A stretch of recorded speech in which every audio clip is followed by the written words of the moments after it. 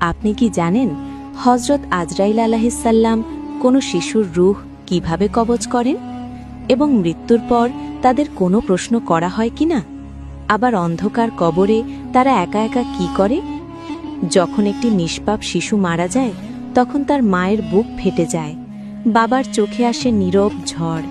কিন্তু একটি প্রশ্ন থেকেই যায় যে তাদের কবরে কি কোনো আযাব হয়? শুনুন তবে।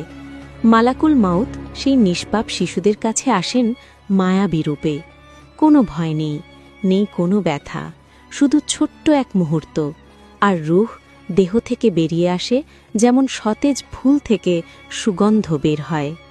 কবরে মুনকার নাকির তাদের কোনো কিছু জিজ্ঞাসা করে না এবং তাদের কোনো উত্তরও দিতে হয় না। এরপর তাদের নিয়ে যাওয়া হয় জান্নাতের বাগানে।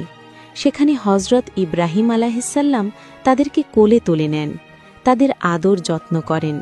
তারা হয়ে যায় জান্নাতের পাখি, মনের আনন্দে উঠতে থাকে আর তাদের মা বাবার জন্য অপেক্ষা করে। হয়তো কোনো একদিন তারা তাদের বাবা মার সাথে মিলিত হবে।